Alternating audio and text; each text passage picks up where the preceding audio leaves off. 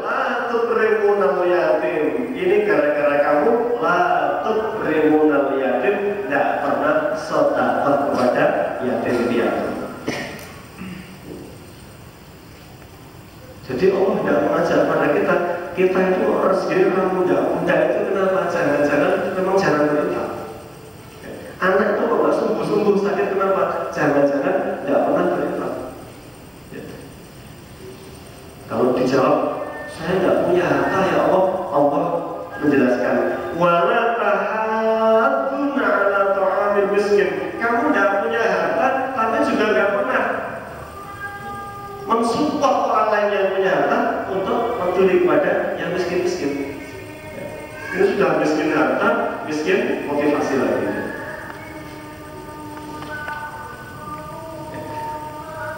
Sebab akibat ada, meskipun jatah itu sudah dipastikan oleh Allah, rapi sekali dalam kitab kita. Ada. Ya. Dalam surat Al-Lail juga Allah menyebutkan juga tentang sebab hakikat. Ya. Kenapa satu sisi orang demikian mudahnya hidupnya? Inna sa'yakum lasyattan. Allah ngerti ikhtiar kalian itu berbeda-beda. Ya, berbeda-beda. Ya. Ada yang sudah puas sekedar UMR barangkali. Ya. Dia sudah nggak mikir lain, nggak mau ikhtiar yang lain. Pol, ya. Cukup meskipun belum bisa berinfak barangkali. Ya. Ada yang tidak puas. Ya. Gimana caranya yang UMR tak kelola biar saya bisa berkembang? Ya. Bagaimana? Bisa sedekah, bisa peduli pada yatim dalam keterbatasannya. Itu yang terbaik dari Rasulullah. Inna sa'yakum lasyattan. Usaha kamu itu berbeda-beda dalam rangka apa? Ya, menyambut rezeki Allah. Fa'amma man a'ta wattaqa. Maka siapa saja yang a'ta, memberikan sedekahnya, wattaqa, dia beriman. Ya, jadi sambil masukkan ke kota, sambil titip rezeki itu, sedekah bil husna, dia percaya sekali Allah mesti balas dengan yang terbaik.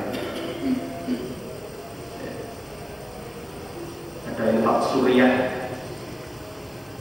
Gaza misalnya, kita bawa dompet barangkali itu ada 100.000, 50.000, 10.000, 1.000. Kalau orang terakhir itu mesti boleh duit terakhir ya, yang cilik-cilik ya, 1.000.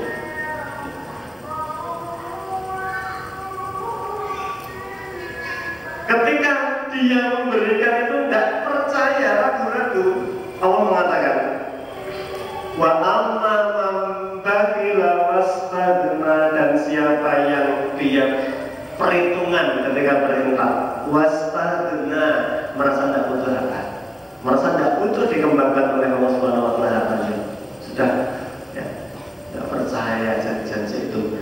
Kadzdzaba bil husna, dia mendustakan seluruh janji Allah. Padahal janji Allah, siapa yang fi sabilillah itu satu infaknya dilibatkan 7. Ya. 7-nya memiliki 10 bulir. 10 bulirnya menghasilkan 100 anak pinak. Jadi 700 lipatnya yang dijanjikan oleh Allah. Dia katakan, tidak percaya. Allah menjamin fasanu yassiruhu lil usra, kami akan persulit hidupnya, rezekinya, dan sebagainya. Nah, ada sebab, ada akibat. Meskipun pelakunya sudah ajak. Nah, berbicara masalah ikhtiar harus di depan. Ketika seseorang akhirnya tidak berubah-ubah, sudah merasa saya sudah sedekah. Barangkali sudah uang terakhir, kok belum diberi oleh Allah Subhanahu wa taala. Rasulullah menggambarkan, ya, yustajabu, dikabulkan bagi hamba itu ada dengan 3 kemungkinan, kata Rasulullah. Ya, yang pertama, ketika dia minta dilapangkan rizkinya dengan sodakoh. Kalau berkehendak segera dilipat gandakan. Tiba-tiba omsetnya naik tajam juga. Tiba-tiba dipromokan jabatannya naik. Tiba-tiba ada yang minjemi modal untuk mengembangkan usaha. Kalau berkehendak seperti itu. Yang kedua, kalau kita sudah merasa sodakohnya sudah ikhlas juga ikhlas, kok tidak berubah hasilnya, jangan melihat nominal jumlah yang kita harapkan, tapi Allah lewat Rasul menjelaskan barangkali itu menolak bala yang akan menimpa. Miskin harta tapi anaknya nggak pernah sakit, istrinya nggak pernah rewel diatur, anak-anaknya penurut meskipun banyak. Ada dua anak siji, dua anak 10 cuma menurut. Maka prinsip orang itu banyak anak, banyak rezeki, bertakwa. Nyamannya banyak anak, banyak rezeki tapi tidak bertakwa. Bahaya ini. Jadi kalau mau banyak anak, banyak rezeki harus bertakwa. Kalau tidak akan menjadi hisab kita jadi. Yang terakhir kata Rasulullah, kalau kita sudah merasa sodakoh, iya rezekinya nggak mudah-mudah, sudah banyak sodakoh, keluarganya banyak yang sakit.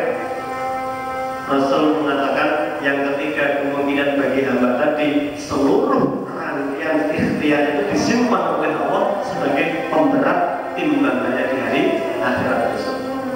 Barangkali sholatnya itu tahajudnya nggak perlu, tapi timbangannya menjadi berat sekali gara-gara doa-doa yang nggak dikabulkan dikumpulkan oleh Allah. Sampai Abu Hurairah sebelumnya mengatakan, "Idan tuksir ya Rasulullah." Kalau begitu kita harus banyak-banyak berdoa ya Rasulullah. Iya, berdoa saja. Kalau nggak dikabulkan, jadi menolak bala. Kalau sudah doa siap, terus insya Allah besok kamu temukan simpanan doa-doa yang tidak makbul itu numpuk di hari kiamat, pemberat amal ibadah. Jadi ikhtiar yang terbaik, karena nggak ngerti plafon rezeki di mana. Kalau sudah ikhtiar terbaik ternyata hasilnya tidak seperti yang diharapkan, jangan kecewa. Allah mesti tidak pernah menyia-nyiakan ikhtiar kita. Disimpan barangkali oleh Allah Subhanahu Wa Taala di lauhul mahfuz untuk timbangan pemberat kita. Jelas prinsip kita semua fi kitabim mubin sudah rapi sempurna ditulis oleh Allah Subhanahu Wa Taala. Tapi karena nggak pernah ngerti di mana letak jatah saya, kita ikhtiar yang mana. Demikian para jamaah, sudah selesai, kita cukupkan sampai ayat yang ke-6. Kita sambung